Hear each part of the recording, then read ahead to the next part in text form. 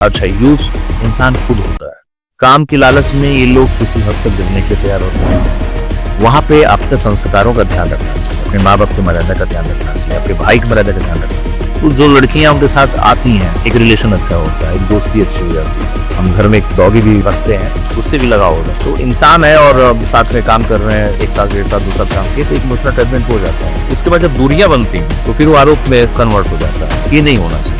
और ये आरोप लगा के फिर अपने आप को डाइवर्ट करती हैं, अपने आप को हटाती हैं वहाँ से, तो बोलती हैं वो यूज़ किया, ये किया, वो किया। ऐसा नहीं होना चाहिए। वो खुद आप अपनी मर्जी से जाते हैं। अभी बहुत सारी अभिनेत्रियाँ हैं जो सिंगर्स के साथ रही हैं, एक अच्छे संबंध थे, उनको सिंगरों ने काम भी दिलाया।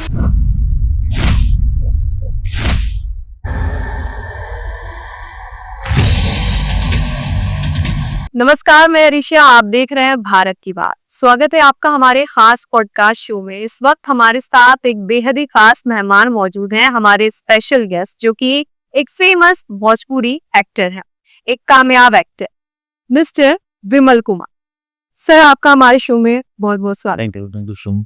आपके इस चैनल को, आपके इस इंटरव्यू को देखने वाले जितने भी श्रोता हैं, जितने सब्सक्राइबर हैं, उनको मेरे तरफ से बहुत बहुत प्यार पड़ा।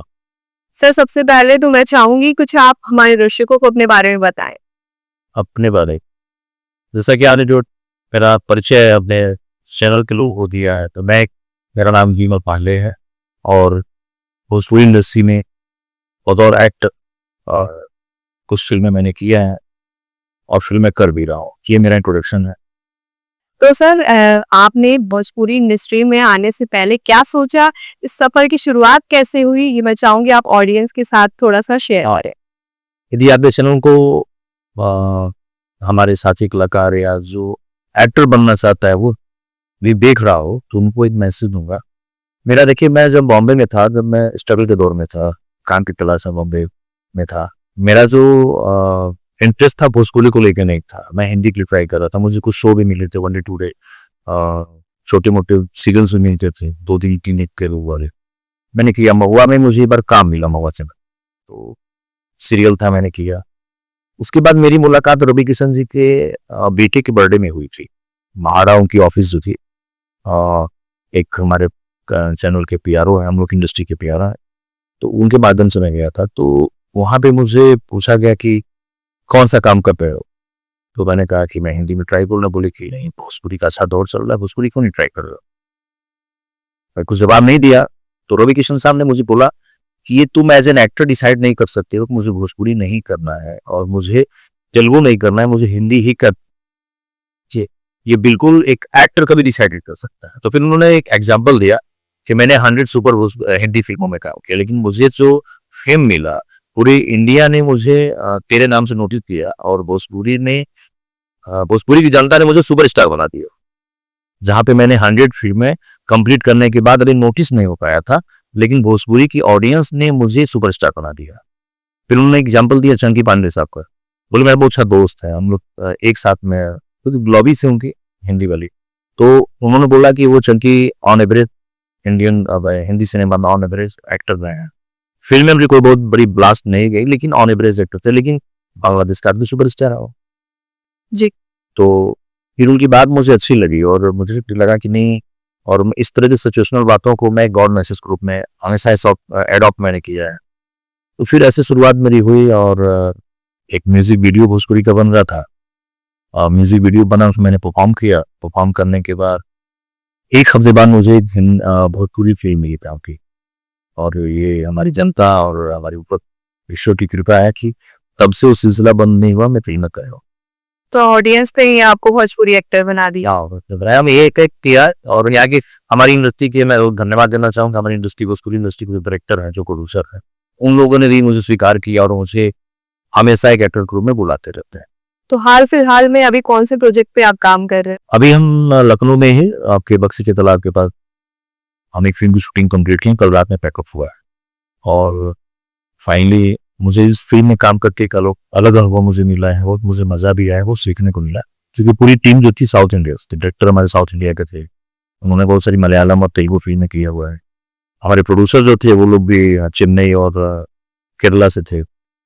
तो अच्छा लगा मुझे काम करके। वहाँ के डायरेक्टर और प्रोड्यूसर बहुत सारे कलाकार हैं, बहुत सारे मेरे भाई हैं जो लोग बतौर एक्टर काम कर रहे हैं। मुझे मुझे उन्होंने चुना, तो ये उनको भी धन्यवाद देता हूँ। और मुझे लगता है कि ऑडियंस मुझे एक्सेप्ट करती है या डायरेक्टर प्रोड्यूसर मुझे बुलाते हैं, वो सिलसिला जारी है। और आज आपके स्टूडियो से निकल के मैं अयोध्या जी जा रहा हूँ, अयोध्या। वहां पे हमारी दूसरी फिल्म की शूटिंग चल रही है, जो कल से शुरू हो गया। मेरा जो कल से डेट है, आज से ही डेट है, और शाम को मैं एक गाना भी कर रहा हूँ। सो ये तो काफी इंटरेस्टिंग बात है कि साउथ इंडियंस और भोजपुरी वाले मिलके मूवी बना रहे हैं। को सर आप शेयर कर सकते हो मूवी कौन सी है? मूवी ब्लू सर्कल, मूवी का नाम है सबसे बड़ा कलाकार, सबसे बढ़िया कलाकार। सबसे बढ़िया। और साउथ के लोग तो थे, लेकिन उसमें जो उस फिल्म के जो एसोसिएट थे, मिलन जी थे, जो चीफ असिस्टेंट थे, दिनेश जी थे, दिनेश त्रिपाठी। तो ये लोग जो भोजपुरी के जो टॉप के डायरेक्टर हैं, जो टॉप के फिल्में बनाते हैं, उनमें इन लोग बतौर सहायक के रूप में, बतौर एसोसिएट के रूप में इन लोग अपनी भूमिका देते हैं। तो ये लोग भी थे, इन लोग साथ काम करते मुझे बहुत मजा आया। और एक सबसे अच्छा चीज मुझे क्या दिखा ना, भोजपुरी में जो भी हम लोग फिल्म करते हैं ना, तो उनकी जो शेड्यूलिंग होती है वो 99 होती है। मतलब हम 9 बजे सुबह हमारा कॉल टाइम होता है, और 9 बजे हम जाते हैं, तो मेकअप लेते, कैमरा रोल होते 10 बज जाता है। और शाम को 9 बजे कुछ ही ऐसे प्रोडक्शन हाउस से जा रहे हैं, मुझे लगता है जहाँ मैंने काम किया 9 बजे पैकअप हो गया, रात में 10 बजे 11 बजे 10 बजे 11। लेकिन ये लोग टाइम कितने पंक्चुअल थे। मुझे तो इस फिल्म को करने के बाद मुझे अपना पेपर 2 की, जब हम अंडर 10 में जब हम पढ़ते थे, तो जो हमारी टाइमिंग होती थी सुबह मॉर्निंग क्लास में कि हमें 7 बजे स्कूल जाना है, तो मुझे मम्मी जगाती थी, उठते थे, ब्रश करते, उसके बाद 5 बजे उठना, अपना नहाना, फिर अपना रेडी होना, ब्रेकफास्ट करना। तो वो चीजें याद आ गई कि मुझे 5 बजे उठना पड़ता था, क्योंकि मैं 7 बजे कॉल टाइम, और लिटरली 7 बजे वो बोर्ड होता था हमारे वहाँ। आपको पता नहीं, जानकारी नहीं, जब भी हम फर्स्ट डे सेकेंड डे जितने भी शेड्यूल होता है ना, जब शूटिंग करते हैं ना, तो गणेश भगवान की पूजा होती है पहले उनकी आरती करने के बाद ही सब लोग काम शुरू करते हैं। तो वो 6:30 टाइम में था, 6:30 पे कैमरा रोल हो, मतलब वो गणपति हो ही जाते थे, उनकी आरती हो जाती थी। 6:30 बजे पूजा करनी। हाँ, 6:30 बजे पूजा करनी है। तो मैं तो मान लीजिए, मैं तो मेल हूँ, तो मैं तो आधे घंटे में तैयार हो जाता हूँ। एक बार वॉशरूम में गया तो नहा, ऐसा नहीं, एक्टर लोगों तो और टाइम लगता होगा यार। हम लोग वैसे तो मुझे कम लगता है, लेकिन मैं उन लड़कियों के बारे में सोचता हूँ जो हमारी फिल्म की हीरोइन होती हैं। उन बेचारे को मेकअप में 1 घंटा टाइम लग जाता है। अब तो कभी कभी मेकअप भी नहीं करता हूँ मेरे पास। आप मेकअप आप नहीं, जैसे वो कभी देर से उठा, एक दिन ऐसे शूटिंग हो रही थी, मेरे पिताजी नहीं है, डैडी नहीं है मेरे, तो एक पितृपक्ष चल रहा है, तो हमको उसको गुजर देना होता है। थोड़ा ना लेट से उठ गया, नींद स्टाफ आके जगह होंगे 10 मिनट टाइम, तो वो 10 मिनट आधे घंटे में कन्वर्ट हो गया। मैं नहाया, उनका मेकअप 7:30 बज गया था, तो भैया 7 बज गया था, रोल हो गया कैमरा, मैंने मेकअप में हटाया, तो मैंने डेसन लेके रखा है, मैं उसको लगाया और कंघी की बालकनी जो कि कैमरा चलता है। जब एक सीन हो गया, तो मेकअप कर लूंगा, किनारे ठुक के मेकअप कर रहा है, चोरी आप के उसका दो टाइम ही बहुत अच्छी थी उनकी, और टाइम को मेक पंचुअलिटी सीखने में मिली। और दोपहर में आप हमको 1 घंटे का ब्रेक, जहाँ पे हम भोजपुरी फिल्म जब करते हैं तो हमारा जो लंच का टाइम होता है आई थिंक 30 मिनट्स का, बट वो 1 आवर्स का था। तो उन्होंने बोला नहीं, आप 15-20 मिनट में आप लंच फिनिश कर लो अपना, उसके बाद जाकर आराम से आधे घंटे सो जाओ। तो दोपहर में 8 घंटा सोने को ही मिलता था। 7 बजते बजते शाम को यदि सीन हम जो कर रहे हैं सीन पूरा हो ना हो, नहीं 7 जैसे बजा, ओके काम बंद करते हैं ना, सब लोग पैकअप। कभी कभी शूटिंग के दरमियान, जैसे मेरी आदत है कि शूटिंग के दरमियान, शूटिंग पैकअप होने के बाद अपने एसोसिएट से बात करता हूँ, फिर कल क्या हम काम कैसा कर रहे हैं, मतलब रेगुलर है कि नहीं, काम नहीं, फीडबैक देते हैं। कभी कभी होता ना कि वो एक रिश्ते को सही रखने के लिए नहीं बोल पाते हैं, सिर्फ नहीं यार मजा नहीं है तो बोल नहीं पाते हैं, लेकिन हम जब उनके साथ इजी हो जाते हैं फ्रेंडली, तो वो बता रहे हैं नहीं आदत से कहने ये नहीं है। तो फीडबैक ये कहूँगा, डायरेक्टर के रूम में भी जाता कहीं कोई ईगो ना लगे, जाता नहीं, मैं उनसे मिलना चाह रहा हूँ। तो मैं हमारी फिल्म के डायरेक्टर थी जसपाल सर, मैं 9:30 मैंने कॉल किया, बोलो ओके जस्ट कमिंग। तो मैं गया मिलने के लिए, जैसे 10 मिनट होता मैं बोलूँ पांडे यार मेरा सोने का टाइम है, मैं चुप से उठना है। तो 10 बज रहा दम दट होके, तो मुझे समझ में आया कि जब भी मिलना हो आप 8 से 9 के बीच में। ये पंक्चुअलिटी थी उनकी, इतना हार्ड वर्क करने के बाद भी वो 10 बजे ऑन बेड बिस्तर पे सोने चले जाते थे। और सुबह 4 बजे मुझे, जब मैं शूटिंग पे होता था, व्हाट्सएप चेक करता था, तो सुबह 4 o'clock का मॉर्निंग का वो गुड मॉर्निंग का मैसेज आता था। कहीं को 4 बजे उठ जाते थे।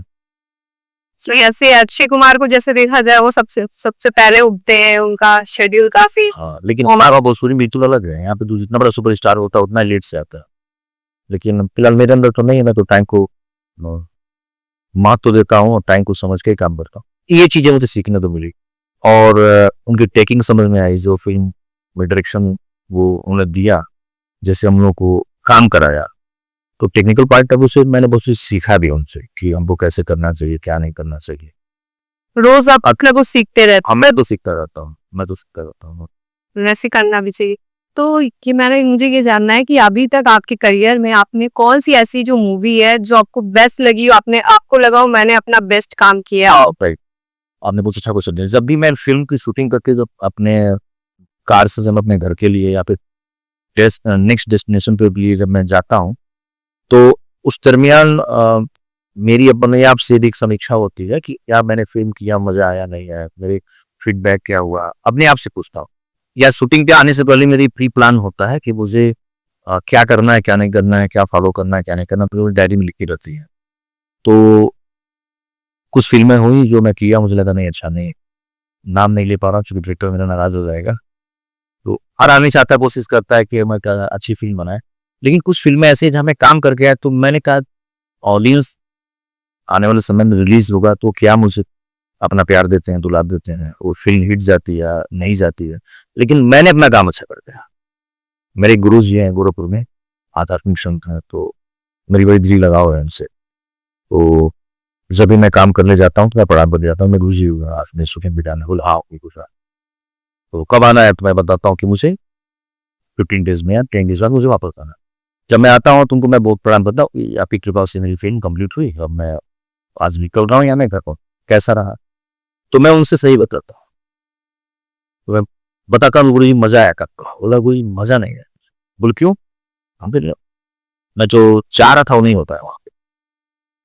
तो ऐसी कई फिल्में हैं जो मैं काम करके जाता हूँ तो मुझे लगा नहीं, मैंने फिल्म किया था जो मेरी पहली फिल्म कमली जी को मैं पहली मानता हूँ, पिया तो बहुत सारा था जो थिएटर में रिलीज हुई थी, हीरा बाबू वो आपकी बेस्ट मूवी? वो बेस्ट मूवी थी, सिनेमा हॉल में रिलीज भी हुई थी, बतौर डिस्ट्रीब्यूटर मैंने फिल्म को रिलीज भी किया था और मैंने रिलीज किया था सिनेमा हॉल में। और मैं जिस सेंटर पे मैं प्रमोशन पे गया था वहाँ पे जनता ने बहुत प्यार दिया, एक दो जगह तो हाउसफुल भी था। तो उस फिल्म को जब मैं काम कर रहा था ना, उस टाइम भी मुझे लग गया था कि इस फिल्म को रिलीज करूंगा सिनेमा हॉल में, और वो काम कर गया था, मुझे बड़ी सेटिस्फेक्शन मिला था। उसमें आनंद मोहन जी थे, मेरा दोस्त सीबी भट्ट भी था, बालेश्वर भैया थे, प्रेम दुबे जी थे, मेरी हीरोइन दो थी, पूनम दुबे जी थी और आयशा कश्यप। मैं कान भर के आया तो मुझे लगा नहीं मैंने इतना बेस्ट किया है और रिस्पांस भी मुझे मिला। उसके बाद मैं अभी जो कल शूटिंग करके आया हूँ, मुझे लग रहा है कि मेरी लाइफ की तीसरी फिल्म है जिसमें मैं अंदर से बड़ी कॉन्फिडेंट हूँ, मैं बहुत अच्छा काम किया। और लिटरली आपको बता रहा था, अभी हम देखा कि आपके चैनल पर जब इंटरव्यू दे रहा था मेरा मेकअप मैन बाहर बैठे हुए हैं, हाँ, तो कल पैकअप हुआ तो हमारे मिलन साहब जो फिल्म के एसोसिएट कर रहे हैं, तो बाहर निकले तो हम लोग मिल लेते, अच्छा लगा काम करके, थैंक यू सो मच। मेरा स्टाफ मेरे कार में बोलता है इस फिल्म में आपने बड़ी लगन और मन से कहा, अच्छा काम किया, तो वो नोटिस करते रहते हैं, क्योंकि मेरे पीछे आ अच्छा लगता है सुन के। हाँ, ये फिल्म मेरी है, अभी पराग पाटिल जी मेरे बहुत से दोस्त हैं, उनकी फिल्म मैंने किया लेडीज इंस्पेक्टर किया, तो मैंने 2 फिल्म है, एक कृष्णा इसका ट्रेलर भी है, वो ट्रेलर ऑन एयर है, रिलीज है, लेडीज स्पेशल में किया, उसमें बड़ी कॉन्फिडेंट हूँ, बड़े बड़ी छक्का की, चूंकि जहाँ पे जब हम लोग स्ट्रगल के दौर में थे तो जो हीरोइंस हमारी काम करती थी, जो सुपरस्टार थे, आज भी स्टार है वो लोग उस फिल्म में थी, बस लेकिन वो डिफरेंट रोल में थी। अवधेश मिश्रा जी मतलब मोस्ट सीनियर एक्टर हैं, और मुझे लग रहा है कि किसी को एक्टिंग सीखना है तो संजय पांडे जी से, अवधेश मिश्रा जी से, सुशील सिंह जी से आप एक्टिंग सीख सकते हैं। सर आपका कोई आइडियल है? सबके लाइफ में कोई ना कोई आइडियल होता है कि इनको फॉलो करें आप। हाँ, मेरी लाइफ में 2 आइडिया। पहला आइडिया तो रवि किशन साहब है, उसी समय जब उन्होंने मुझे मैंने वो लाइट बताया था कि आप ट्राई करो, और देखिए उनकी बातों को माना और मुझे काम भी मिलते रहा, और आज मैं अच्छे लेवल पे काम कर रहा हूँ। मेरे सारे दोस्त जो हम लोग रूप पार्टनर थे ना, उसमें सीपी भट्ट, मैं, पारितोष त्रिपाठी, पारितोष श्रीवास्तव और एक लड़का रिदन श्रीवास्तव लखनऊ से, जिसने पूर्वांचल वो वेब सीरीज बनाया तो डायरेक्टर, वो आया था पहले सिंगर बनने, सिंगर कुछ दिनों तक गाना गाया, फिर उसके बाद कमल में एक्टर बनो, फिर एक्टिंग किया, फिर थिएटर में जाता था, फिर उसके बाद वो लास्ट में डायरेक्शन में आ गया। फिलहाल एक अच्छे लेवल पे आज प्रकाश झा साहब को एसोसिएट करता है, सीपी डॉट भोजपुरी का बड़ा नाम है। ये सब काम मैं काम नहीं कर पाता था, क्योंकि मेरा ऑब्जेक्ट था कि मैं करूंगा तो हीरो करूँ, नहीं तो नहीं करूँगा। तो करते करते मैं, मेरे आइडल में रवि किशन साहब हैं, और हिंदी फिल्मों में अजय देवगन साहब, अजय देवगन आपके फेवरेट? हाँ फेवरेट, अजय देवगन साहब फेवरेट है, और भोजपुरी में रवि किशन साहब, ये दोनों मेरे आइडियल हैं। इनकी फिल्में बहुत लाइक करता हूँ, और इनकी एक्टिविटी को लाइक करता हूँ। ये अपने आप को कैसे रिप्रेजेंट करते हैं, कैसे काम करते हैं, इनका स्कीम क्या हो, तो उसको फॉलो करता हूँ। आपको अगर लाइफ में मौका मिले अजय देवगन जी के साथ काम करने का या फिर रवि किशन का, तो आप किसको चुनेंगे? मैं तो दोनों के साथ काम करना चाहूंगा। मुझे लग रहा है कि अगर ऑप्शन हो कि दोनों में से एक के साथ काम करना है? मुझे लग रहा है कि अजय जी के साथ काम करने का भी मौका है, क्योंकि अभी वो एज हीरो काम कर रहे हैं और वो लंबे समय तक काम करें। रवि जी के साथ मौका मुझे लग रहा है कि भोजपुरी में एज हीरो कर नहीं रहे हो, अब मुझे नहीं लग रहा कि मेरे साथ वो करेंगे, तो लेकिन मौका मिलेगा तो मैं दोनों साथ काम करना पसंद करूंगा। दोनों के साथ आप काम करना पसंद करें?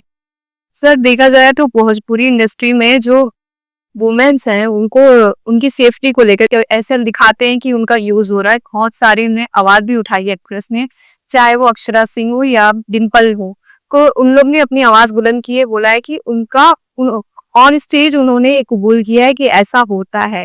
एक्ट्रेस आप आते हो इंडस्ट्री में कुछ तो इसी से बैक ड्रॉप हो जाती हैं, बैक आउट हो जाती हैं, क्योंकि उनका मानना है कि हमारा यूज होता है। तो आपको क्या लगता है कि सच है कहीं ना नहीं है, देखिए ऐसा नहीं है कि पहले हम संस्कारों की बात करें। मैं एक अच्छे फैमिली से हूँ, आप मेरा बैकग्राउंड पता कीजिएगा, जहाँ पे मेरे माँ बाप ने मुझे संस्कार दिया है, तो मैं अपने संस्कार को रिप्रेजेंट करता हूँ। देखिए ये बहुत मायने रखता है कि किसी भी काम को अपने आप मेहनत से पाते हैं या फिर आप टेक ऑफ करते हैं बाय रोड।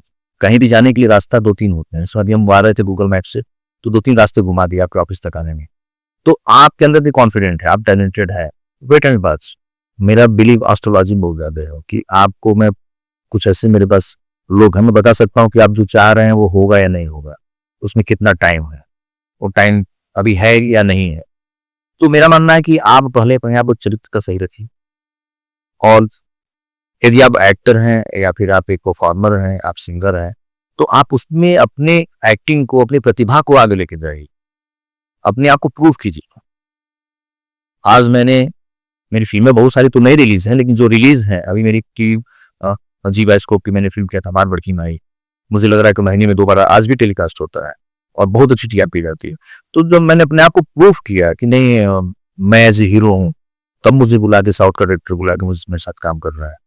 तो आपको अपने आप को प्रूव करना पड़ा। अच्छा, यूज इंसान खुद होता है, यूज कोई कराता नहीं, खुद होता है काम के। अब देखिए आपके सामने मीडिया से बोल रहा हूँ, काम की लालच में ये लोग किसी हद तक गिरने के लिए तैयार होते हैं। वहां पे आपके संस्कारों का ध्यान रखना चाहिए, अपने माँ बाप की मर्यादा का ध्यान रखना चाहिए, आपके भाई की मर्यादा का ध्यान रखना चाहिए। आप बाईपास कभी यूज मत करें। और यूज, मुझे लग रहा है कि जो अपने आप को बोला कि मैं यूज हुआ, तो खुद होता है, उसका जिम्मेदार खुद होता है। तो आपको ये लगता है कि वो खुद ही ऐसा हो रहा है, लेकिन ऐसा माहौल क्रिएट हो गया है क्योंकि मोस्टली देखा जाए चाहे बॉलीवुड हो या भोजपुरी इंडस्ट्री हो, फीमेल्स को ऐसे ही एज ऑब्जेक्ट पोर्ट्रे करते हैं कि ये जो फीमेल है ऑब्जेक्ट है, इसी से व्यूअर्स आएंगे, इन्हीं से व्यूज आएंगे। नहीं व्यू नहीं, देखिए आपकी लोकप्रियता होगी तब तो व्यूअर्स आएंगे। फिर भी एज अ ऑब्जेक्टिव कुछ उनके फीमेल बॉडीज को ऐसे पोर्ट्रे करते हैं, आप माने ना माने, लेकिन ऐसा है, ये रियलिटी है। आपको क्या लगता है? नहीं, मैं बता रहा हूँ, देखिए गंदगी के ऐसा नहीं है कि सिनेमा इंडस्ट्री में ही, आप मेडिकल लाइन में चले जाइए, मैं कुछ व्यवसाय भी करता हूँ, आप उस व्यवसाय लाइन में चले जाइए। आप सबसे बड़ा तो मेडिकल लाइन खराब है। मेरे 2 भांजे डॉक्टर हैं, डॉक्टर की लॉबी मेरे पास गोरखपुर बहुत अच्छी है, हम मिलते जुलते रहते हैं। डॉक्टर की लॉबी बहुत खराब है। आप कॉर्पोरेट सेक्टर में चले जाइए, आप भी सीनियर, जब तक आपको आपके साथ आपके अच्छे संबंध नहीं होंगे तो आपको प्रमोशन नहीं देगा वो। लेकिन तो है, अब इंडस्ट्री में क्या, देखिए आपको मैं जो आप पूछना चाह रही है मैं बता रहा हूँ। लेकिन इंडस्ट्री में क्या है कि जब एक एक्टर काम करने आता है या वो स्टार हो गया, जब जस्ट लाइक सिंगर्स जो भी हैं, तो जो लड़कियां उनके साथ आती हैं, एक रिलेशन अच्छा होता है, एक दोस्ती अच्छी हो जाती है। अभी खेसारी जी ने एक वर्ड बोला था कि हम भी तो इंसान हैं, हम घर में एक डॉगी भी रखते हैं, तो उससे भी लगाव हो जाता है। तो इंसान है और साथ में काम कर रहे हैं, 1 साल, 1.5 साल, 2 साल काम किए, तो एक इमोशनल अटैचमेंट हो जाता है। उसके बाद जब दूरियां बनती हैं, तो फिर वो आरोप में कन्वर्ट हो जाता है। ये नहीं होना चाहिए। और ये आरोप लगा के फिर अपने आप को डाइवर्ट करती हैं, अपने आप को हटाती हैं वहां से। ये बोलती हैं यूज किया, ये किया, वो किया। ऐसा नहीं होना चाहिए। वो खुद आप अपनी मर्जी से जाते हैं और एक अच्छे संबंध थे। एक उदाहरण दे रहा हूँ आपको। अभी बहुत सारी अभिनेत्रियां हैं जो सिंगर्स के साथ रही हैं, एक अच्छे संबंध थे, एक फ्रेंडली संबंध था, उनको सिंगरों ने काम भी दिलाया और जो नाम है, जो फेम है, उनके नाते है, उसके पहले कोई नहीं जानता था उनको। तो जब आपको इंडस्ट्री की पहचान मिली, आपको शोहरत मिला, आपको पैसे मिले, उस मर्यादा को बचा कर रखना चाहिए। मैं कह रहा हूँ कि मैं अपनी गाड़ी से जा रहा हूँ, मेरी गाड़ी में डीजल नहीं है, मेरे सामने सीट पे कोई बैठा हुआ है, मुझे बताना नहीं है कि डीजल में वहां तक जा पाऊंगा। मैं गूगल पे से कहीं से पैसे मंगा रहा हूँ, उसको मैं शांति से भी कर सकता हूँ, कोई जरूरी नहीं कि बताऊं। तो कुछ चीजें जो मैं बता के मैं खराब कर लेता हूँ, उनको मैं यही कहूंगा कि उन लोगों को अपने काम पे फोकस करना चाहिए। आप अपनी औकात पैदा कीजिए भाई, आप अपने आप को प्रूव कीजिए। शॉप पर तो हर इंसान ही यूज करता है। हर इंडस्ट्री में अच्छे बुरे लोग हैं, कुछ अच्छे हैं तो कुछ बुरे हैं। देखिए, एक बड़े अच्छे व्यक्ति ने मुझे एक बार बताया था कि यदि पुलिस है तो ही चोर है, चोर है तो ही पुलिस है। यदि आपने 10 का नोट देखा होगा, 500 का देखा होगा, 800 का नोट देखा है ना, 700 का नोट नहीं, 10,000 का नोट नहीं देखा है। मार्केट में जो है उसी का डुप्लीकेट भी 500 है, 500 का ही डुप्लीकेट मिलेगा आपको। एग्जिस्ट करते हैं। और जो 2,000 का नोट है तो 2,000 का ही नोट मिलेगा आपको। आपको 900 का नोट नहीं मिलेगा, आपको 700 का, 600 का नोट नहीं मिलेगा। है तो ही है। यदि आप इंडस्ट्री में हैं, आपके अच्छे बुरे होते रहे, तो दोनों को कैसे कैरी ऑन करना है, आपको कैसे आगे लेके जाना है। क्या आपको लग रहा है कि जितने भी हमारे चूंकि हमारा एजुकेशन इलाहाबाद हुआ है, तो मेरी लॉबी जो थी, मुझे छोड़ के सब लोग कहें कि एग्जिस्ट हैं, अच्छे लेवल पर एग्जिस्ट हैं, सर ये सब जुडिशियल सेवा में है। तो मेरा मानना है कि उन लोग की लाइफ जो गवर्नमेंट जॉब में है बहुत खराब है, बहुत ही खराब है। छुट्टियां नहीं मिलती हैं। एक दिन मेरे मामा जी के लड़के हैं, वो IAS हैं और असिस्टेंट डायरेक्टर हैं शिक्षा विभाग में। तो मेरे पास फोन आता है कि गोरखपुर है, मिलना चाहता हूँ। मैं ठीक है, शाम को लाने वाले। बहुत दिनों बाद तो हम लोग इलाहाबाद साथ में पढ़ते थे। एक मामा जी हमारे SST बनारस हैं, श्री राजेश पांडे। तो एक भैया जो है, हम लोग पूरी लॉबी थी इलाहाबाद में। इस समय आरा में वो डिस्ट्रिक्ट जज हैं। मेरे सगे चाचा जी भी धनबाद में डिस्ट्रिक्ट जज हैं। तो हम लोग जो पढ़ाई के दरमियान में थे, तो एक अच्छे रिलेशन थे। तो भैया, तो हम बात को आगे लेके चले जा रहे हैं। भैया आए गोरखपुर, बोले कि आज साथ में खाना खाते हैं। ठीक है। तो मैं खाने का बड़ा शौकीन हूँ, वेजिटेरियन हूँ। मैं पनीर की सब्जियों को बहुत अच्छी लगती है मेरे हाथ। तो मटर की दाल, हरे मटर की दाल। तो बोले कि यार वो हरा मटर का दाल बनाओ तुम्हारे साथ, चावल हम लोग खाएंगे। मैं ठीक है। मैं बनाया, मैंने कॉल किया कि आज ये घर पे बन गया है। तो बोले ठीक है, अभी आधे घंटे में आ रहा हूँ, तुम रेडी रखो। मैं ठीक। तो बोले देसी घी की जगह क्या? मैंने हाँ रखे हैं, आइए। बोले इसके साथ हम लोग खाना खाएंगे। तो खाना बनाया और जैसे पहुंचने वाले थे, उनके वहां उनके डिस्ट्रिक्ट के सीनियर अधिकारी का फोन आ जाएगा कि मुझे अर्जेंट चुनाव चल रहा है और अर्जेंट मुझे भी निकलना और खाना छोड़ के चलेगा। फिर मैंने उनको फोन किया कि रुक जाइए, रास्ते में हम टिफिन दे रहे हैं, आप जहां तक हैं रुके, मैं गाड़ी से भिजवा रहा हूँ, आप रास्ते में खाना खा लीजिएगा। तो उनकी भी टाइगर सही है, वो और परेशान है।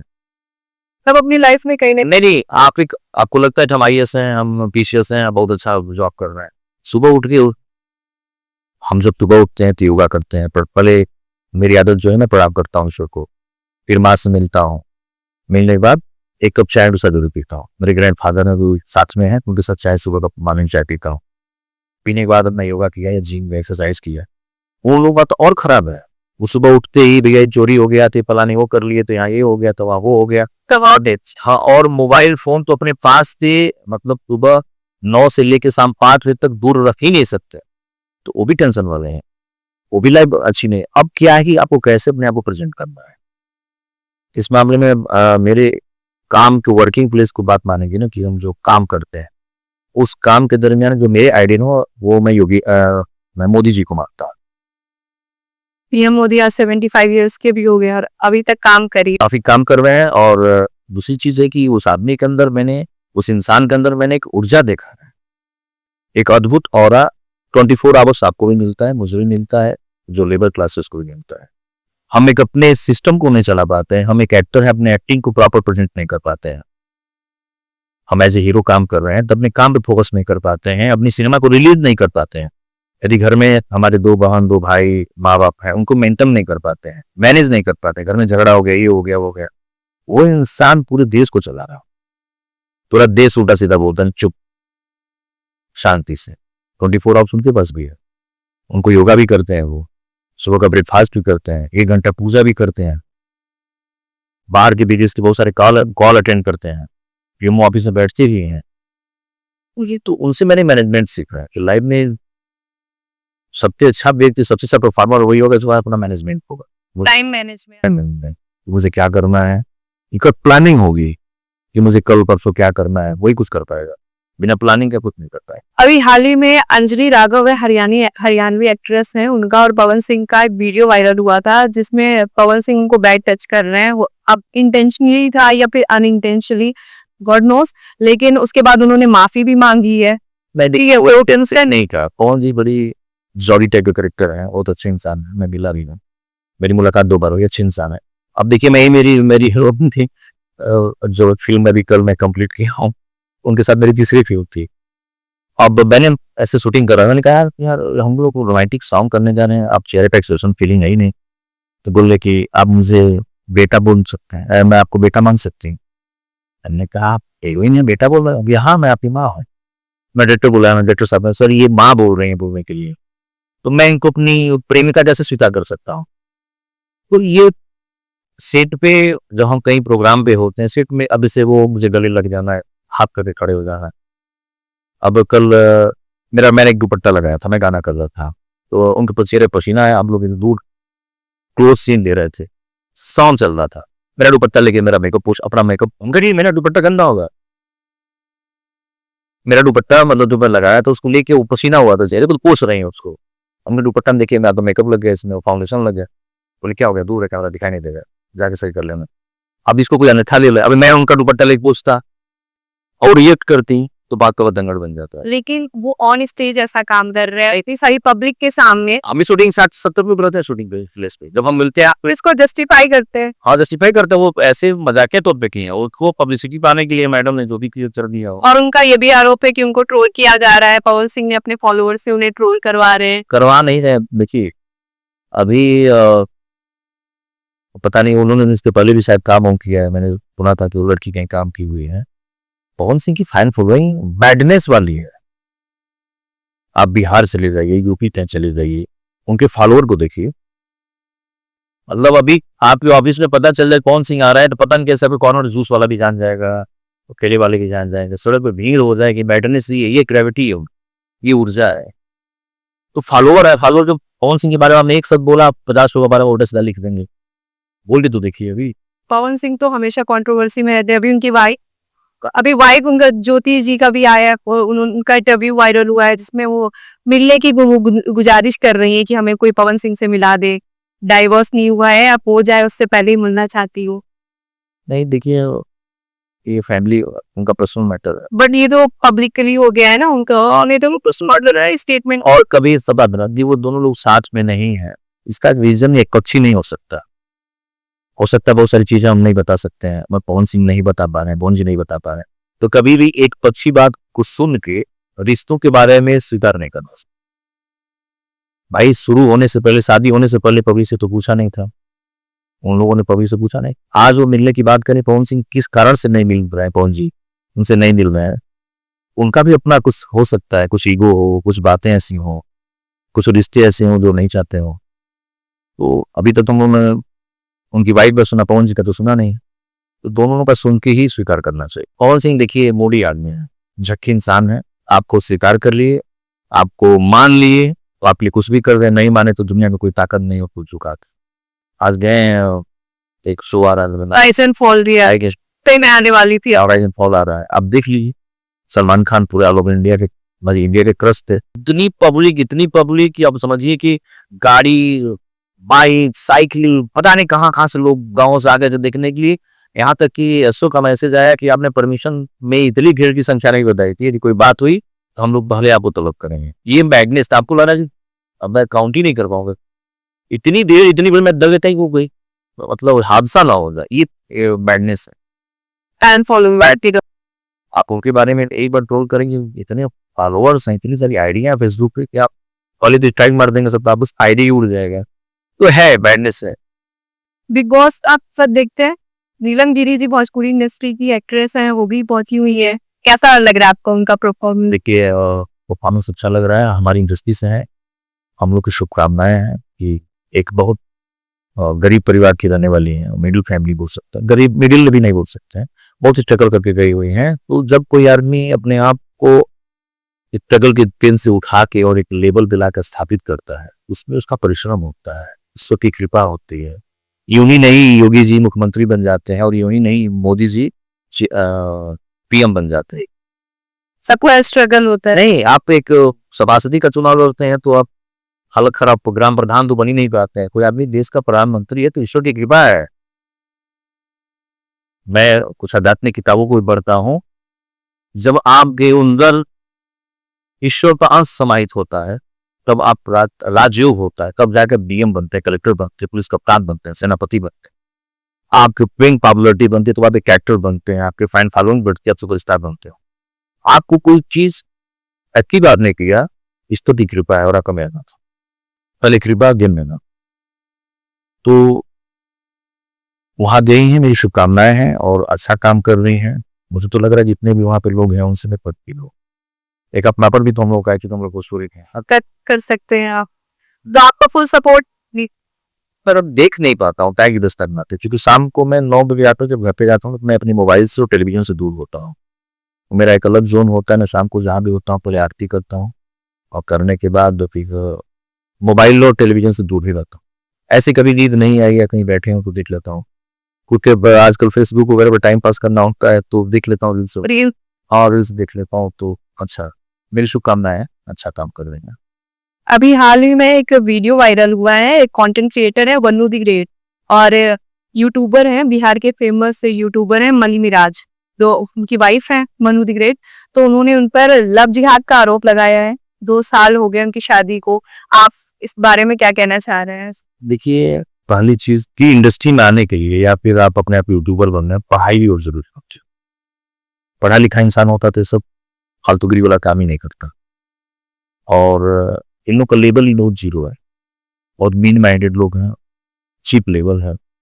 और अच्छा लेवल होता तो शायद आज ये, मैं आपके ऑडियंस से भी बोल रहा हूँ कि इनका लेवल बहुत चीप, बहुत घटिया लेवल है। और यदि अच्छी लेवल के होते ना तो आज ये जो आप मुझसे क्वेश्चन कर रहे हैं, क्वेश्चन नहीं होता। हर रिलेशन में, हर संबंधों में लड़ाई झगड़ा चलता रहता है। जो बातें हम यहाँ जैसे हम आप मेरा इंटरव्यू ले रहे हैं, ये हम 3 लोग जान रहे हैं, 4 लोग जान रहे हैं। अभी पब्लिक जाएगा तो 10 लोग जानेंगे भाई अच्छा इस चैनल पे आपने ऑडिशन की। तो घर की बातों को बाहर भेज के आप अपने आप को खराब किया है, खुद की बना बनाया 4 साल का मेहनत खराब कर दिया है, अपने करियर पे एक ठप्पा लगा दिया है कि हम फ्रॉड हैं, हम अयास हैं, हम लोग जिहाद कर रहे हैं। और क्या नाम इस लड़की का उन्होंने बताया, बन्नू द ग्रेट। उनको समझाना चाहूंगा कि अपने काम पे फोकस रखिए और अपने माँ बाप के संस्कारों को और उजागर मत कीजिए। जो माँ बाप ने संस्कार दिया है, एक महिला है, एक लेडी है, लेडी होने के नाते, एक्ट्रेस होने के नाते, अभी हम अपने एसोसिएट डायरेक्टर लोग साथ हम गाड़ी से आ रहे थे, साथ में हम लोग चर्चा कर रहे थे कि शी इज गुड डांसर, वो अच्छी डांसर थी।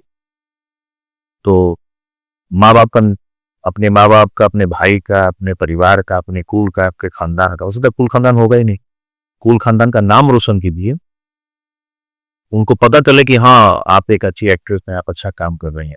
ये सब करके अपने पूरे परिवार के, घर परिवार के नामों को खराब किया है। और आपका समाज, जहां तक मैं जानता हूं, क्योंकि हम लोग उसी समाज के रहने, और समाज कोई माफ नहीं करे, इसके लिए आपको अपने समाज से सॉरी बोलना होगा, अपने सुधार करना होगा, संस्कारों और मर्यादाओं के बीच में रख के काम करना होगा। बहुत सारी एक्ट्रेस हैं जो मर्यादाओं के साथ काम करती हैं, अपने संस्कारों का परिचय देती हैं। बहुत सारी हीरो ने मुझे साथ काम किया, सब कोई नहीं बता सकते कोई लड़की खराब है, सब लोग मर्यादा के साथ काम करते हैं, डिसिप्लिन में अच्छे संबंध है हमारे, लेकिन वो लोग काम करते हैं एक डिसिप्लिन के साथ काम करके। तो मैं कहूँगा कि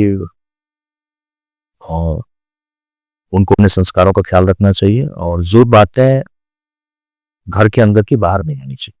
ये मनी को भी देखो, मनी मिराज को भी देखना चाहिए कि आपने ऐसा काम क्यों किया, 2 साल तक आप रिलेशन में रहे, अचानक भागना क्यों पड़ा। आप समझा सकते थे, वो आरोपी वो छोड़ के चले आए। नहीं आप आके बता सकते थे।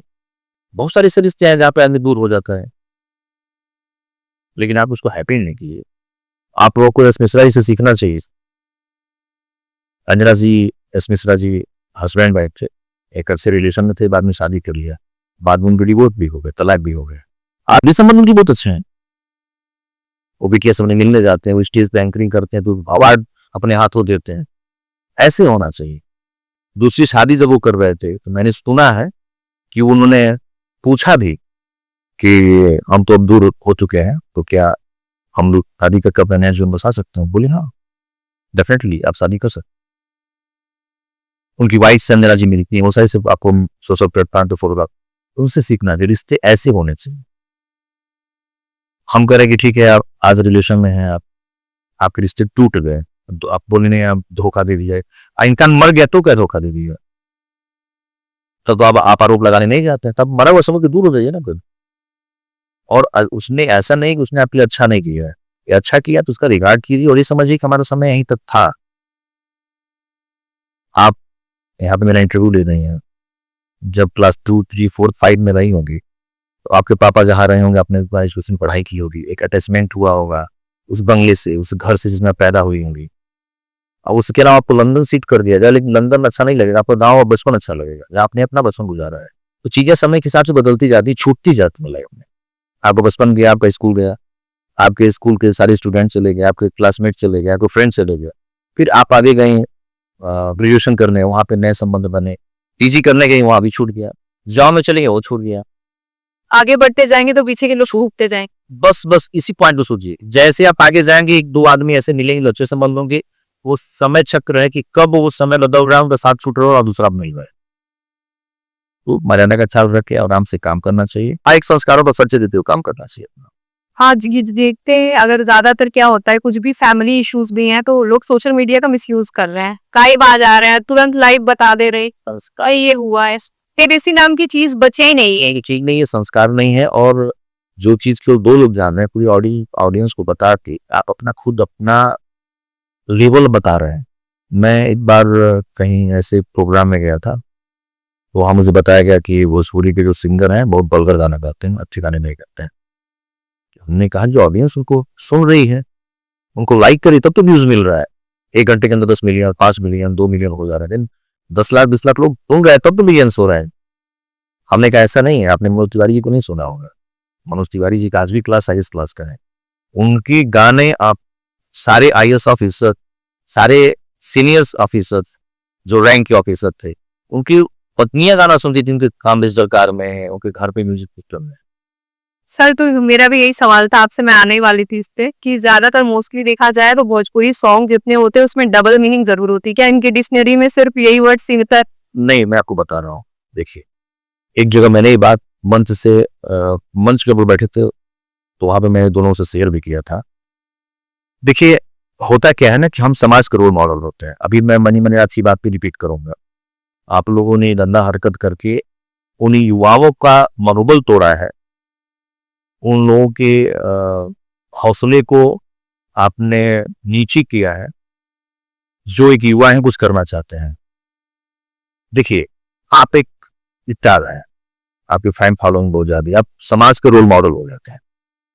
आपकी हेयर स्टाइल को लोग फॉलो करते हैं, आपके चलने के अदाओं को लोग फॉलो करते हैं, आप जो चश्मा लगाते हैं उसको फॉलो करते हैं, आपकी गाड़ियों को लोग फॉलो करते हैं। ब्लैक गाड़ी आप भी कर देंगे, आपके गाने सुनते हैं, आपको फॉलो कर। आप एक बार आपने देखा होगा कि न्यूज आई थी, अजय देवगन साहब चंडीगढ़ से एयरपोर्ट से निकल सिगरेट पी गए थे, किसी ने फोटो डाल दिया, सोशल मीडिया पर बड़ी वो खाए रहे।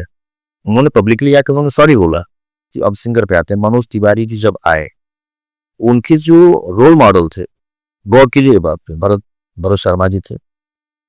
और उस समय के जो और भी प्रतिष्ठित सिंगर थे, जो भोजपुरी के संगीत को, भोजपुरी के विधा को, भोजपुरी के लोक विधा को, संस्कृत को गानों में पिरो के मंच के माध्यम से, ऑडियो कैसेट के माध्यम से जनता तक भेजे।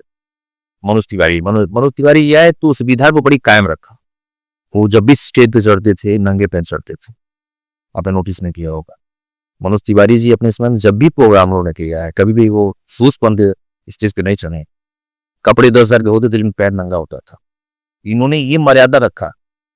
उस दरमियान मनोज तिवारी जब गाने हिट हुए, उस दरमियान जो नए जनरेशन के लड़के आए, राकेश तिवारी, हमारे गोरखपुर का लड़का है मनोज मिहिर, और भी ऐसे कुछ नाम मैं नहीं ले पा रहा हूँ, उन लोगों ने उनको कॉपी किया है। कुत्तों की आवाज में गाना शुरू कर दिए, उनके रिदम में ड्रेस पहनना शुरू किया कि नहीं हम गमछा बांधेंगे, हम कुर्ता धोती पहनेंगे। तो सिंगरों का वो इंफ्रास्ट्रक्चर, स्टेज पे प्रेजेंटेशन मनोज तिवारी वाला होने लगा। उसी बीच में आते हैं दूसरे सिंगर, सैया आरब बेजाना, फलाने फलाने जो भी है। अब वो गाना हिट हुआ, जैसे अभी एक पवन सिंह का सॉन्ग लॉलीपॉप लगे लो, तो क्या ये भी तो वर्ड सर डबल मीनिंग है इसमें? हाँ डबल मीनिंग कर सकते हैं, ऑलरेडी बता रहा हूँ आपको। उसके बाद से कौन सी का लॉलीपॉप आया, या फिर टुनटुन यादव जी का क्या, भाऊ जी क्या, ऐसे ढोनी वगैरह क्या कुछ गाना था वो आ रहा है। अब जब उनके गाने एक दिन में 2 मिलियन चले गए, अब न्यू जनरेशन के जो सिंगर है उनको वो वाबल मान लिया, यार नहीं मुझे उस टाइप का गाना चाहिए, यार व्यू इसी टाइप के गाने पे आ रहा है। तो पता चला कि वो जेरी स्टार हो गए, वो धोनी स्टार हो गए, क्या कर सकते हैं। तो मैं वही बोल रहा हूँ कि आप एक रोल मॉडल जब आप हो जाए, तो आप आने वाली जनरेशन को एक सिस्टमेटिक ढंग से अच्छे तरीके से उनके सामने रिप्रेजेंट कीजिए अपने आप को, जहां से युवा जो सिंगर हैं, एक्टर हैं, आपके मार्गदर्शन में आगे बढ़ सकें। तो जब हमारे रोल मॉडल ही खराब हो जाएंगे, गाने या बंदा गाएंगे, तो आने वाली पीढ़ी तो बंदा गाएंगे, क्योंकि वो जान रही है, वो तो मनोज तिवारी को भूल ही गई, उनके गानों को भूल ही गया। मनोज जी के गाने को लोग भूल ही गए। जो नए जनरेशन लड़के वो जानते तक नहीं है, जो नई पीढ़ियां जो आई बोले रहा हाँ। अब उनके जो सामने सिंगर दिख रहा है, उनको लगा कि मेरे गाने के व्यूज अच्छे जा रहे हैं। मैं भी ये भी आपके चैनल तो बताना चाह रहा हूँ कि मैं भी अपना एक यूट्यूब चैनल लेके आ रहा हूँ। मैं अच्छे गाने परफॉर्म कर रहा हूँ। मैं 2 गाने वीडियो भी शूट किया है, नवरात्रि के बाद उसको हम लेके आ रहे हैं। तो भोजपुरी में अच्छे आलोक जी मेरे अच्छे दोस्त आलोक कुमार, उनका गाना है मैं सैड सॉन्ग एक मैंने बनाया है, एक गाना मैंने रोमांटिक सॉन्ग बनाया है। आप जब वीडियो आएगा देखिए, बताइए उसमें कहाँ पर वर्ड है। तो आपका मानना है कि सब सारे सॉन्ग्स इसमें डबल मीनिंग के नहीं है? कि सारे नहीं है, सारे नहीं है, सारे बिल्कुल नहीं है, सारे गाने डबल मीनिंग नहीं है। अभी जो हम लोग फिल्म में कल गाना कर रहे थे, इतनी अच्छी लाइन्स थी, इतने अच्छे गाने थे, मुझे लगा मैं हिंदी परफॉर्म कर रहा हूँ। कहीं डबल मीनिंग नहीं था। डबल मीनिंग वाली लॉबी अलग, वो एक अलग लॉबी है कि देखिए बाजार में जाएंगे 10 तरह का मैंगो मिलेगा, आम मिलेगा, कुछ खट्टा होगा, कुछ मीठा होगा, बड़ा होगा, कुछ अच्छे रेट वाले होंगे। तो ऐसे भोजपुरी में सिंगर भी हैं, एक्टर भी हैं। अभी मैं बताया ना कि मेरे चैनल पे जो गाने आ रहे हैं, हम पर्सनली आप लोगों को भेजेंगे, आप देखिएगा रिव्यू, आपको लगेगा कि कोई एक्टर परफॉर्म किया, लगेगा जहाँ कोई गाना का फिल्म आता है, लगा भी कोई शब्द है। मेरा सवाल ये है कि भोजपुरी में ऐसा चलन है कि जो एक्टर है वही सिंगर रहता है, मोस्टली ऐसा देखा जाता है। आप तो सर सिंगर नहीं है, आप तो एक्टिंग करते हैं सिर्फ, तो आप कैसे देखते हैं इसको?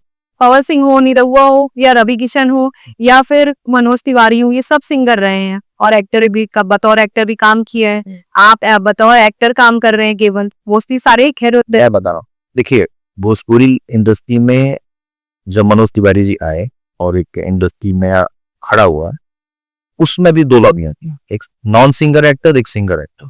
मनोज तिवारी जी के साथ रवि किशन जी थे। रवि किशन साहब एक्टर नहीं थे, सिंगर नहीं थे, वो एक्टर थे। मनोज जी सिंगर थे।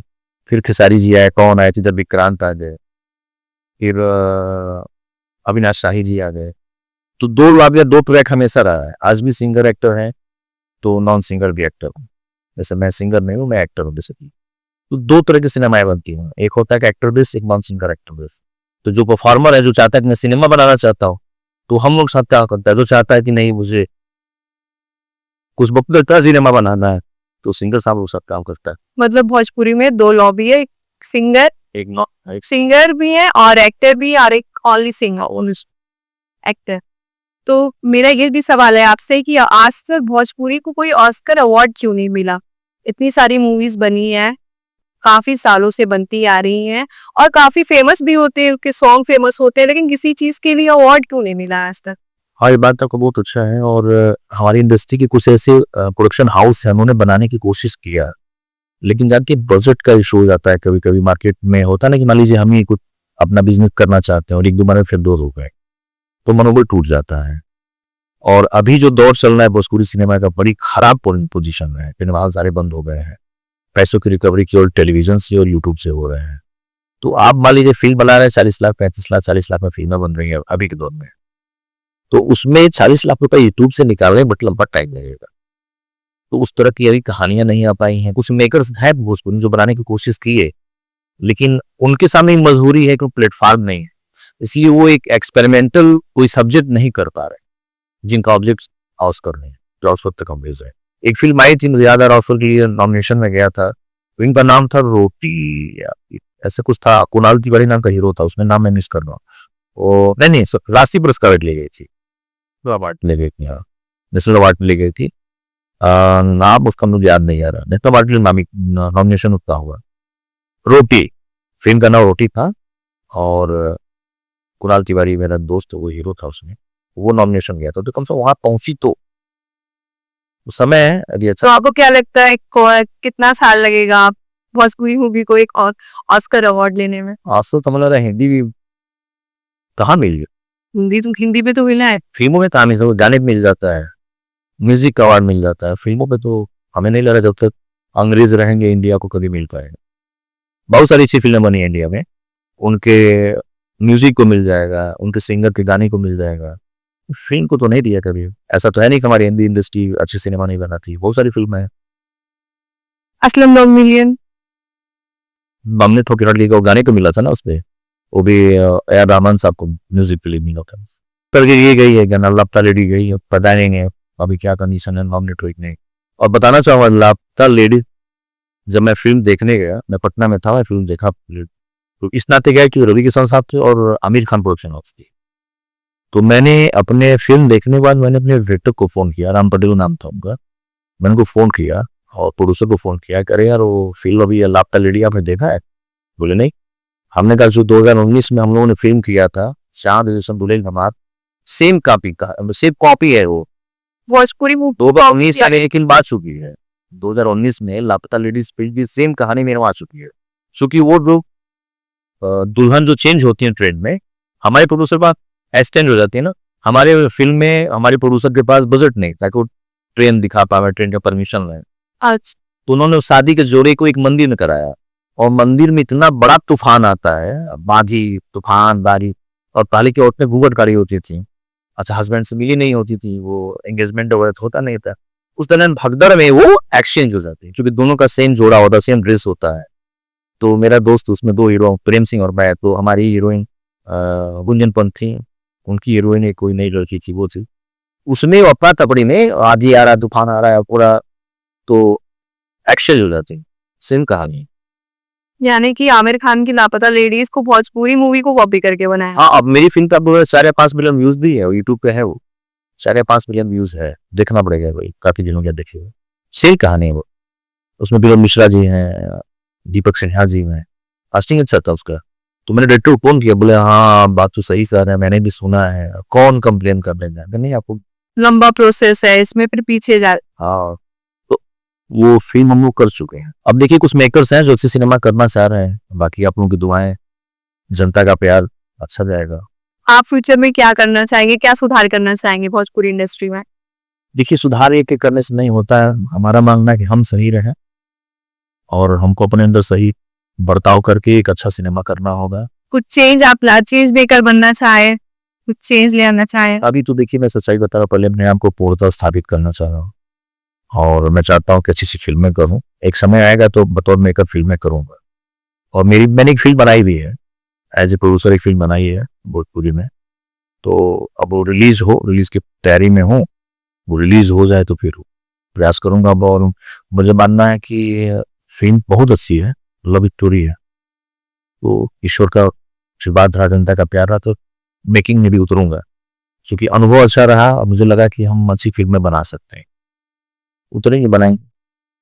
अभी देखा जाए तो भोजपुरी जो है, भोजपुरी लैंग्वेज है या फिर भोजपुरी इंडस्ट्री है, तो भोजपुरी को संवैधानिक दर्जा नहीं मिला है, मैथिली को मिला है। वो एक क्षेत्रीय भाषा बनके एक दायरे में रह गई है बस। हालांकि सांसद भी रह चुके हैं भोजपुरी से, रवि किशन भी रह चुके हैं, निरहुआ है, मनोज तिवारी है, तो उसके बावजूद वो लोग भी कुछ नहीं कर रहे हैं, इसके लिए आवाज क्यों नहीं उठा रहे हैं? इतनी बड़ी इंडस्ट्री है, बहुत पूरा पूर्वांचल बेल्ट ही उसमें आप हमारे तीनों जो सुपरस्टार हैं, मनोज जी हो गए, दिनेश जी हो गए, रवि, तीनों लोगों ने, मैंने तो कई बार उनका वीडियो भी देखा है, उन्होंने पार्लियामेंट में इस बात को उठाया है। अब गवर्नमेंट क्यों नहीं कर रही है, अब उसके बारे में पूछना पड़ेगा उन लोगों से। रफी की सिंधी तो समोसा की बात उठा रहे थे, हाँ, रवि समोसे की रेट की बात। रवि किशन जी को मालूम है कि कौन सा शब्द बोलूंगा तो मेरा वीडियो जो है पूरे 1 महीने तक ट्रोल करेगा, उनको सब पता है। इससे बड़ा मार्केटिंग वाला कोई हो ही नहीं सकता है। प्राइस के हिसाब से रेट फिक्स हो कि कह रहा है इसमें, मतलब उनको और कोई चीज ना दिख के समोसा दिखाई दिया, और जानते थे कुछ ऐसा सब बोलूंगा तो मैं ट्रोल होता रहूंगा 1 महीने तक। तो उनकी अदाएं हैं, वो एक्टर है हमेशा। उनको सबसे इम्पोर्टेंट टॉपिक ये लगा था।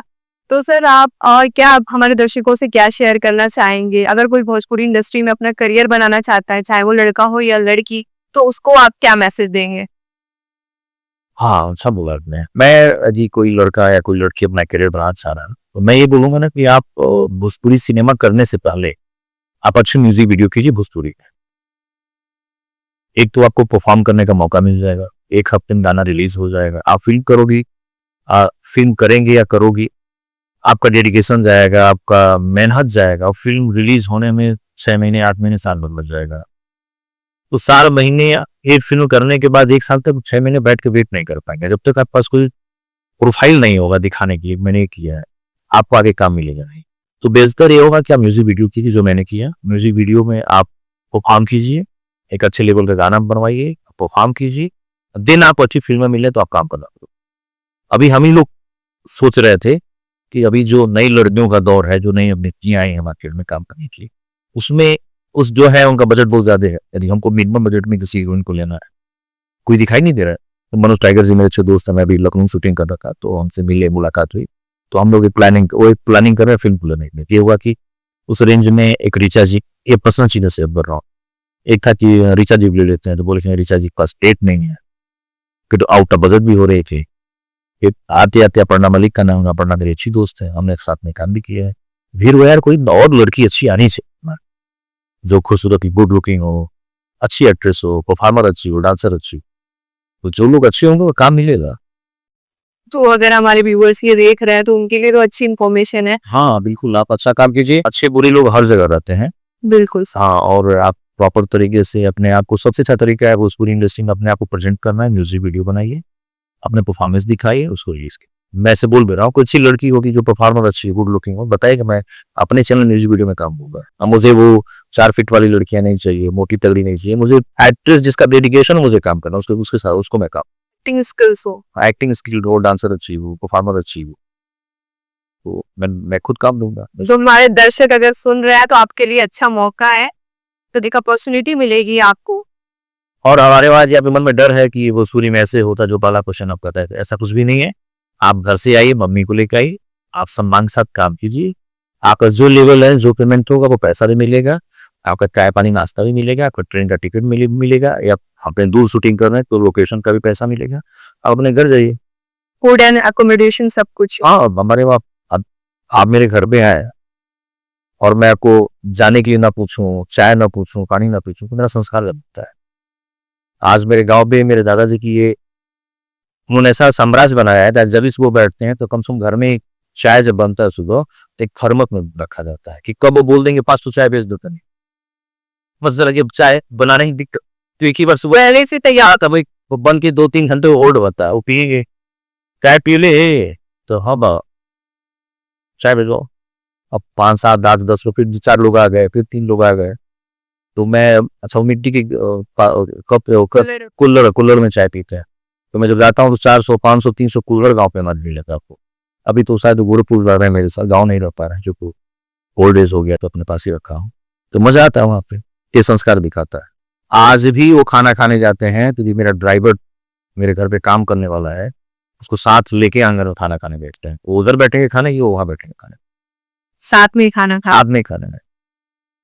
हमारी दादी नहीं है, दादी का हमारे बीच नहीं रही, देहांत हो गया है। हमारी दादी बोलती थी कि हम परेशान हो जाते थे खाना बनाने को, कोई दोपहर में आ गया खाना खेली बड़ा अदना है, इन खाना बनवा लेता है। अब बोल दी है, वो बना कैसे कर, रात में दोपहर में फिर खाना बना रही है, तो ये संस्कार है। तो जो भी घर पे आपके आए, कोई एक्ट्रेस हम थे, वो किसी की बहन है, आप फील करते देखिए, मैं इतनी बहन को कहीं काम करने के लिए भेजो और सब बदतमीजी हो, मुझे पता चलो डर आती नहीं बता रही, तो क्या गुजरेगा मेरे ऊपर। बर्दाश्त ही नहीं कर मेरी गर्लफ्रेंड जा रही, मेरी वाइफ जा रही है, काम करने जा रही, और उनके साथ बदतमीजी हो तो क्या गुजरेगा। तो हम सुधरेंगे तो युग सुधरेगा। और नाम कमाना है को आप अपने संस्कारों का अच्छा परिचय दीजिए और फीमेल का हमेशा सम्मान कीजिए, क्योंकि एक माँ ही आपको पैदा करती है, वही आपको उन्नति देती है। तो कभी छोटी बच्ची के रूप में भी हो सकती है, कभी वो बेटी के रूप में हो सकती है, कभी दोस्त के रूप में हो सकती है। अब देखने का नजरिया पर क्या है आप तय करेंगे। Thank you. Thank you so much sir यहाँ आने के लिए, और आपके अपकमिंग जो प्रोजेक्ट्स हैं उसके लिए हमारी तरफ से बेस्ट विशेस हैं। और आप अगर कुछ कहना चाह रहे हैं हाँ, मैं कहना चाहूँ मेरे चैनल कल्याणी म्यूजिक को जरूर सब्सक्राइब कीजिएगा, और गाने आपको अच्छे लगे इसको कमेंट में जरूर बताइएगा कि आपको मैंने इंटरव्यू देखा, मैंने वहां से सब्सक्राइब किया और मेरा गाना कैसा चला। यदि आप अच्छा काम करना चाहते हैं, आप एक्टर हैं, तब भी अच्छा लगा होगा, गुड लुकिंग होगा, तो सारे आज मैं ही अपने चैनल की दाना शूट कर रहा हूँ, बट मेरे पास डेट नहीं होने से मैं वीडियो नहीं कर पा रहा हूँ। तो हमारी जो फीमेल एक्ट्रेस हैं उनसे मेरी बात हुई, बोली कि आप नहीं आ पा रहे हो। मैं नहीं आ पा रहा हूँ। मैंने बोला कोई बोली लड़का आप ले। ऐसे बहुत सारे मौके मिलते हैं जहाँ पे हम हमेशा नहीं रहते हैं, और अपने गाने में अपने म्यूजिक वीडियो में आपको काम नहीं। Thank you so much. तो ये थे हमारे special guest Bhojpuri star Vimal Kumar ji. उम्मीद करते हैं आपको ये शो काफी पसंद आया हो। ऐसे ही तमाम नए शख्सियत के साथ हम आते रहेंगे। तब तक के लिए बस इतना ही। अब देखते रहिए भारत की बात।